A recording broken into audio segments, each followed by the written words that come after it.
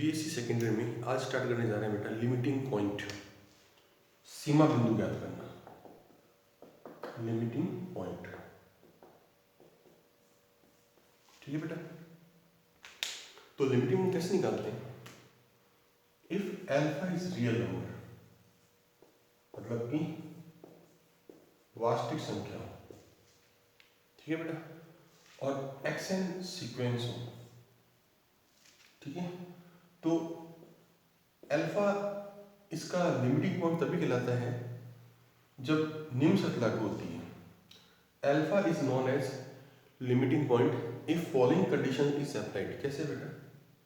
Xn minus alpha का mod epsilon से कम होना चाहिए, जबकि एप्सिलॉन बेटा क्या होता है? एक पॉजिटिव नंबर होता है बेटा, ठीक है बेटा। इसको अपन खोलते हैं तो आपको याद होगा एक प्लस लगता है यहाँ पर और एक माइनस लगता है। इसको सॉल्व करते हैं तो अल्फा प्लस एप्सिलॉन, इसमें ध्यान रखना अगर माइनस से गुणा करते तो ये समय उल्टा हो जाता है बेटा।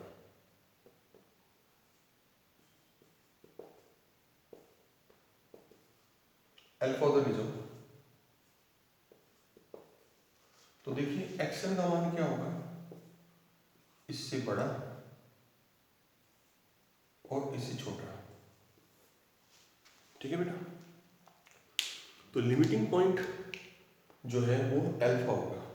तो अल्फा में एक फिक्स संख्या घटा दो पॉइंटों में और एक फिक्स संख्या जोड़ दो, उसकी वैल्यू की इसकी जो वैल्यू आती है वो इसके अंदर आना चाहिए बेटा, मतलब एक्शन जो है इन दोनों के मध्य में आना चाहिए।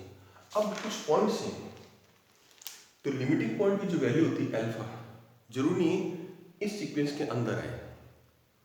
लिमिटिंग पॉइंट की जो वैल्यू अल्फा है is not necessary that the value belongs to x n, मतलब एक्सएन है x1 x2 x3 वो जरूरी नहीं अल्फा के बराबर हो, ठीक है।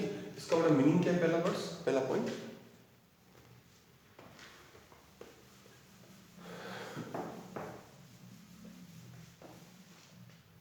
पहला पॉइंट बेटा ये है कि जैसे आपने पहला पॉइंट लिखा एक्सएन का मान क्या होता है? वैसे बेटा आप जानते हैं x1 होता है, x2 x3 x4 है ना बेटा, ये होता है ना वैल्यूज। तो जरूरी नहीं कि x1 इसका मान अल्फा के बराबर हो, काट दिया बेटा मैंने, मतलब हो भी सकता है और अल्फा के बराबर हो भी सकता है, बराबर नहीं भी हो सकता, ठीक है। दूसरी कंडीशन बेटा क्या होती है?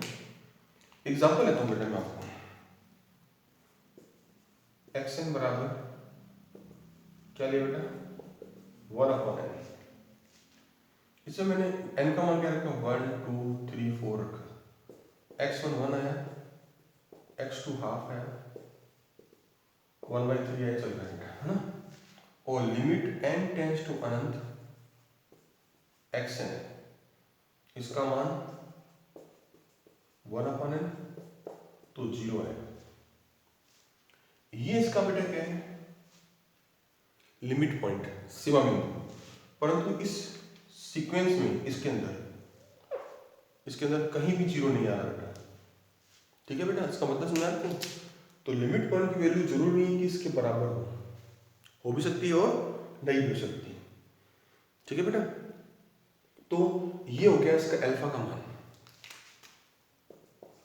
ये आपका x1 x2 x3 इन सब के मान, कोई भी ऐसा मान इसके बराबर 0 बराबर नहीं है। तो ये प्रूफ हो गया कि इसकी वैल्यू जरूरी नहीं कि अल्फा हो भी सकती है और नहीं भी हो सकती बेटा, ठीक है। अब इसमें एग्जांपल और सिखाता हूँ। ये जो सेट है ना, ये वाला बेटा, वो कौन सेट है? एस लेता हूँ बेटा, 1 हाफ 1/3 1/4 एंड सो ऑन। ये सेट कौन सा है? इनफाइनाइट सेट है, मीन्स अनंत सीक्वेंस है, ठीक है।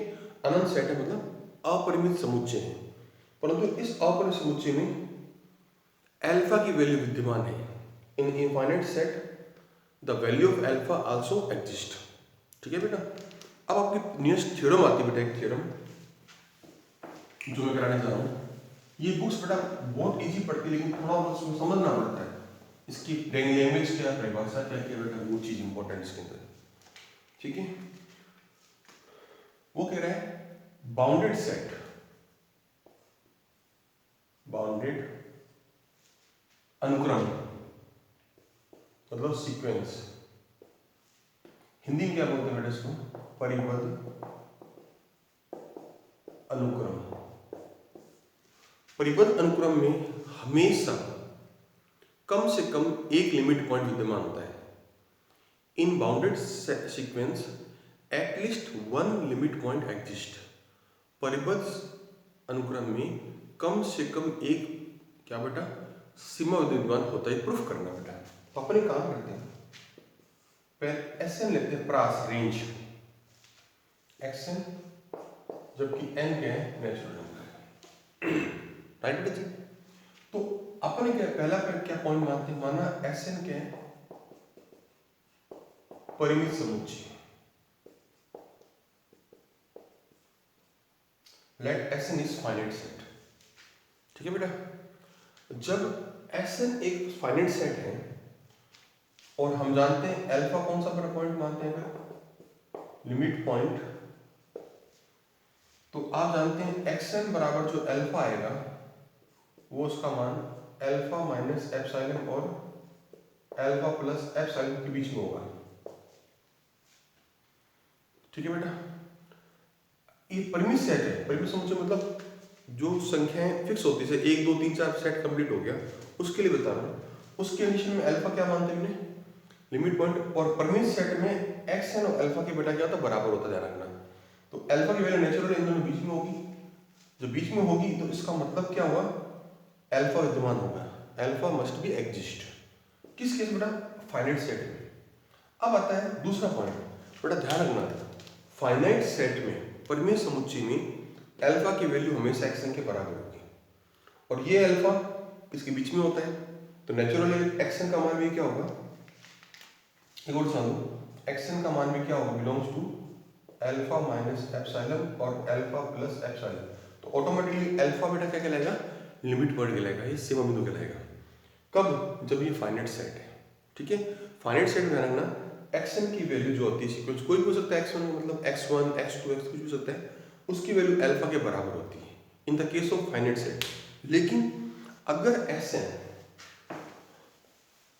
इनफाइनाइट सेट हो, if S N is infinite set मतलब अनंत समुच्चय, जैसे लिखा था ना पिछले एग्जांपल मैंने, एस एन बराबर लिखा था 1/2 1/3 1/8, यानी इनफिनिटी सेट हो गया बेटा। तो इसकी वैल्यू जो लिखवाई थी इसमें, तो एक्स एन की वैल्यू जो होती है स्मॉल के से बड़ा बराबर और बड़ा के से बड़ा और छोटा होता है। मतलब स्मॉल के से बड़ा और कैपिटल के से छोटा होता है। तो ऑटोमेटिकली बेटा क्या हुआ? बाउंडेड हो गया।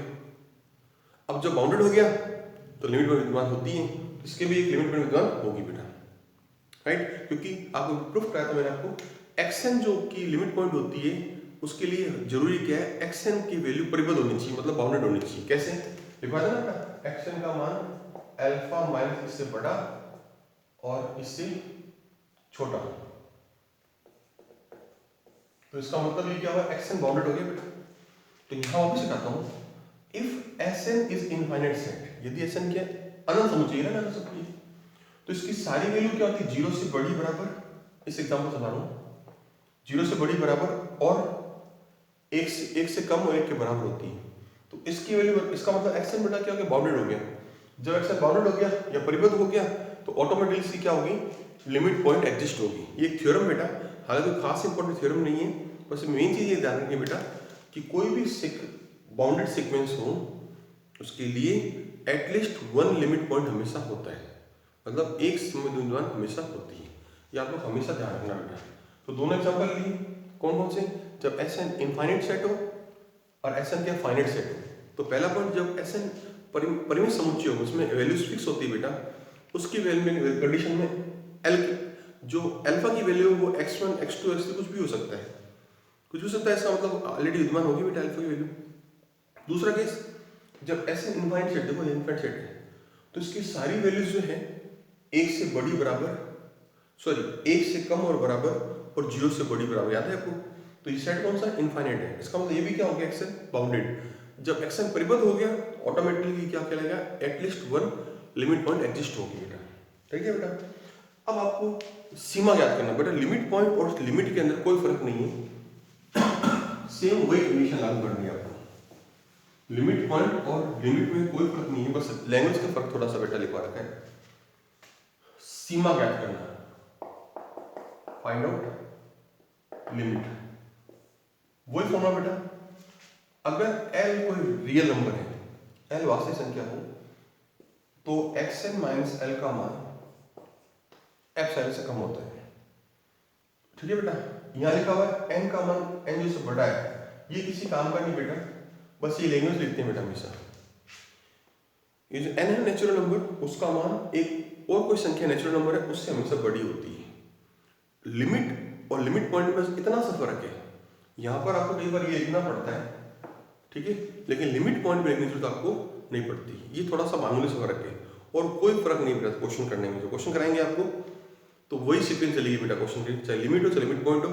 इस लिमिट के अंदर आपको बेटा n इज ग्रेटर देन 0 लिखना पड़ता है इसमें, ये थोड़ा ध्यान रखना हमेशा, बाकी वही कवर रहेगा। अब आता है बेटा मेन टॉपिक। ये था आज तक वो किसी काम के बेटा पॉइंट्स नहीं थे, ये मेन आपका अब सॉल्व होता है मेन टॉपिक बेटा। ये है अभिसारी, नाम सुना होगा बेटा। मेन चीज ये बेटा, अभिसारी ऑब्लिक अपसारी, कन्वर्जेंट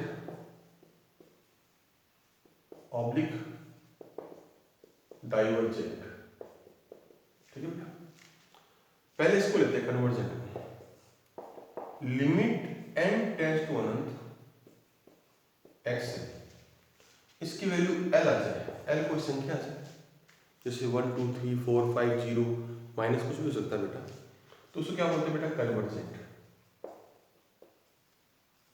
मतलब अभिसारी। लेकिन अगर लिमिट n टेंड्स टू अनंत xn का मान जो है वो आ रहा है अनंत आ रहा है या फिर माइनस अनंत, आइदर इंफिनिटी और माइनस इंफिनिटी, तो उसको क्या बोलते हैं बेटा डाइवर्जेंट। ठीक है बेटा, क्लियर। इसके बाद कुछ पॉइंट्स हैं बेटा जो आपको सिखा रहा हूं मैं आपको। ये पॉइंट्स बहुत इंपॉर्टेंट है लिमिट की वैल्यू निकालने के फॉर्मूले बेटा। देखो आपसे बात पूछता हूं, limit n tends to infinity, 2 की n हटाओ उसको कितना होगा, इंफिनिटी होगा ये तो इससे मतलब क्या हुआ, मतलब limit n tends to infinity x की पावर इंफिनिटी होगा जबकि x का मान 1 से बड़ा हो। 1 के बराबर नहीं हो सकता, 1 से बड़ा हो, से 2 आ गए ना, तो इंफिनिटी हो रही है, इसकी वैल्यू इंफिनिटी होगी। दूसरा पॉइंट मैं पूछता हूं आपसे बेटा, 1/2 की पावर है, लिमिट आएंगे 1 तो बनेगा, इंफिनिटी हो गया तो ये 0 हो गया, राइट। तो इसका मीनिंग क्या हुआ, मीनिंग ये हुआ limit n tends to infinity x की पावर n का मान 0 कब, जब x का मान 0 और 1 के बीच में, 0 1 के बीच में। एक तीसरा फॉर्मूला जो सीधा याद रखना बेटा आपको, ये चीज प्रूफ मुझे आता है, तो प्रूफ किसी काम का नहीं, सीधा यूज करना बेटा, इंफिनिटी n की पावर 1/n, इसका मान 1 होता है बेटा। ठीक है। एक फॉर्मूला और है जो काफी इंपॉर्टेंट है बेटा,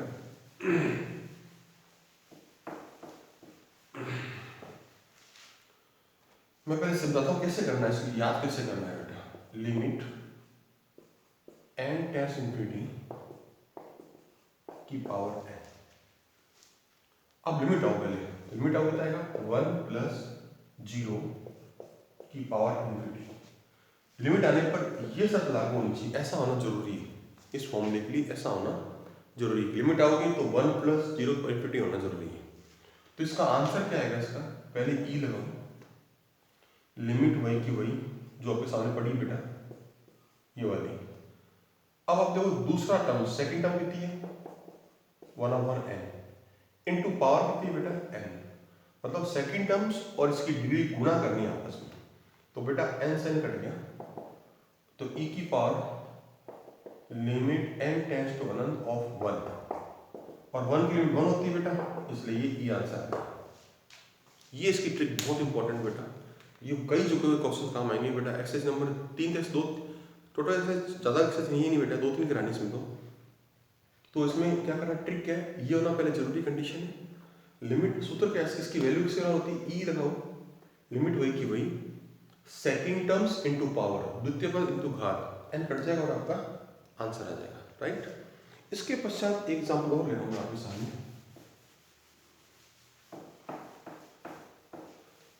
क्या बेटा, limit n tends to infinite 0 से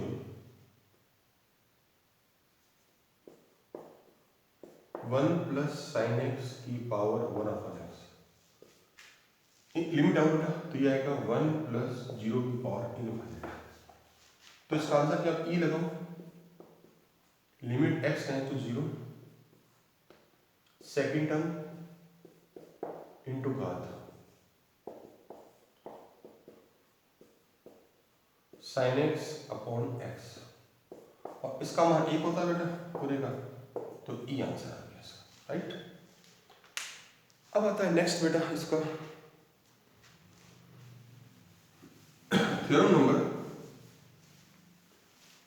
1.5।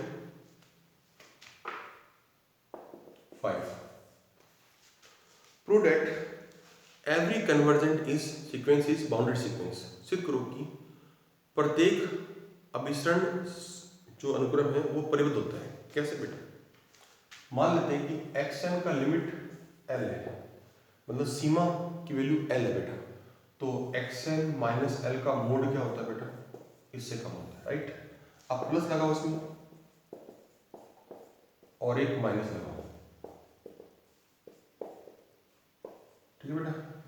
इसको तो ले जाओ एल प्लस एप्सिलॉन, माइनस की गुना करते जब